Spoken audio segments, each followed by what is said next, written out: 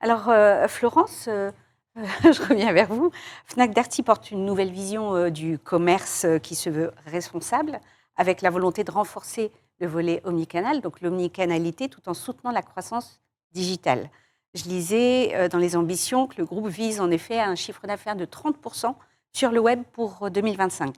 Comment doivent aussi évoluer les stratégies marketing pour servir cette accélération en accord avec vos engagements RSE? Oui, c'est vrai qu'on est dans une dimension très omnicanale aujourd'hui dans le groupe. Si on revient une seconde sur le plan stratégique que j'évoquais autour d'Evryday, ce plan stratégique, il a vraiment pour but d'engager le groupe, ses enseignes et ses clients dans une consommation plus durable et un choix éclairé. Ça veut dire quoi? On a bien deux enseignes, on a Fnac et Darty qui chacune portent des positionnements de marque qui sont très forts, historiques, des marques qui ont plus de 70 ans. Si on s'arrête une seconde sur Darty, aujourd'hui, on est dans une mission qui est de transmettre l'envie aux consommateurs de faire durer ces produits. Ça veut dire quoi concrètement? Par exemple, c'est une meilleure sélection produit, c'est l'entretien, comment entretenir ces produits pour qu'ils durent plus longtemps, c'est la maintenance, c'est la réparation, c'est la reprise. C'est le marché de la seconde vie qui a pris une très grosse ampleur chez nous. Aujourd'hui, Darty, c'est le premier réparateur de France. On répare plus de 2 millions de produits par an. C'est le premier SAV de France. C'est le premier collecteur de DEE avec plus de 46 000 tonnes chaque année. Et c'est surtout une enseigne qui a réussi à mettre au cœur de son modèle cette posture de responsabilité. Par exemple, être le premier à inventer un abonnement à la réparation. Donc, il y a 2 ans, on a inventé Darty Max. Darty Max, c'est un abonnement pour lequel vous souscrivez tous les mois et qui va vous permettre de faire réparer tout ou partie de l'ensemble des produits qui sont chez vous. Donc là, on est vraiment sur quelque chose qui accompagne le client dans une consommation finalement plus durable et plus responsable de ses produits. À la Fnac, on est également dans une posture de responsabilité très forte, mais le combat est différent. On a été le puiser dans l'ADN de Fnac, qui est de donner accès au plus grand nombre à la pluralité de la culture, toutes les cultures. Une preuve, l'étendue de l'ensemble de l'action culturelle qui est menée aujourd'hui à Fnac, hors les murs ou dans les murs. Aujourd'hui, on a plus de 2000 événements qui sont faits chaque année avec des showcases, des signatures, des dédicaces, le Fnac Live bien sûr, toute chose qui permet aujourd'hui d'éclairer le client vers un éclectisme de la culture de plus en plus grand.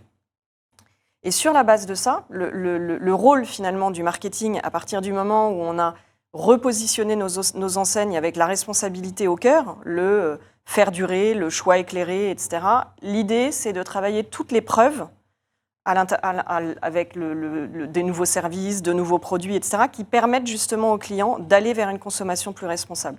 Je vous donne quelques exemples. Est né chez Darty il y a quelques années et d'ailleurs déployé plus largement récemment, l'indice de réparabilité. Quel est l'indice de réparabilité du produit que je vais acheter?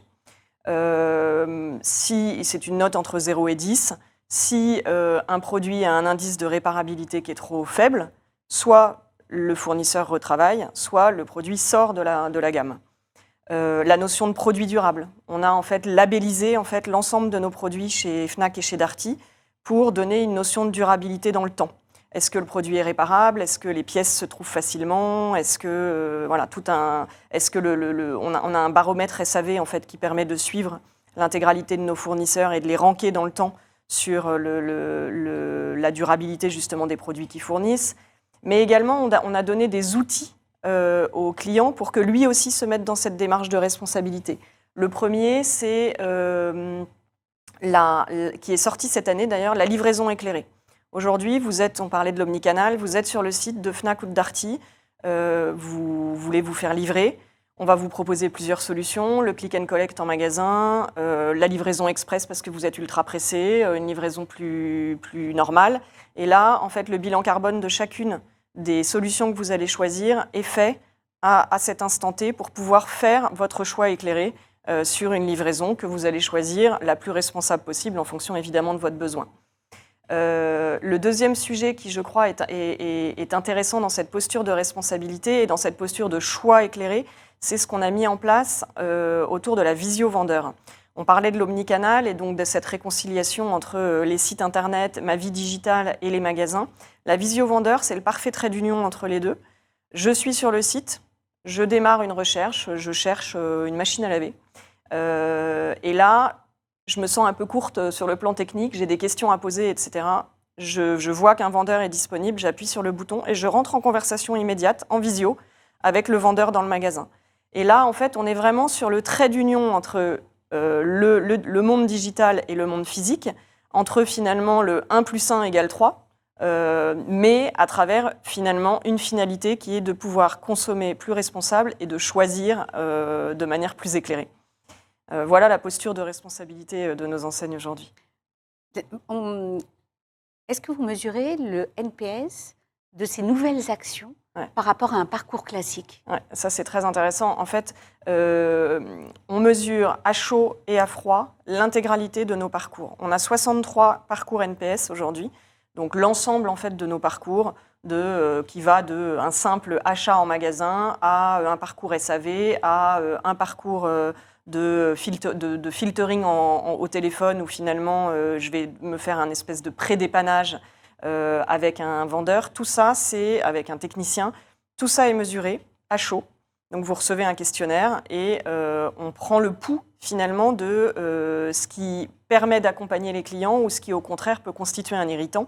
Le gros avantage de ça, en fait, c'est qu'on a mis en place une stratégie de mesure, certes à travers le NPS, mais également de travailler tous les irritants à chaud, de les prendre, de les récolter et on a une cellule en fait dans mon équipe en l'occurrence qui est toute la cellule expérience client et qui a pour but de soigner les irritants au fur et à mesure pour justement se placer au fur et à mesure dans une posture de responsabilité plus grande pour une finalité qui est une plus grande satisfaction de nos clients.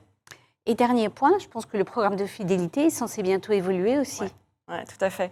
Le programme de fidélité, et notamment celui de la FNAC, celui de Darty a déjà beaucoup évolué ces derniers mois. Celui de la FNAC va évoluer encore dans les prochaines semaines. Et notamment au cœur de ces évolutions, la responsabilité toujours et la capacité à récompenser en fait les gestes responsables de nos clients à travers la cagnotte. Donc vous allez en fait gagner des points supplémentaires quand vous choisissez un geste responsable. Vous ramenez un produit, vous choisissez le click and collect plutôt qu'une livraison express. Voilà, tout. On a listé un certain nombre de gestes qui au final placent l'ensemble de l'écosystème dans une posture de responsabilité plus grande et on les rétribue à l'intérieur du programme de FID.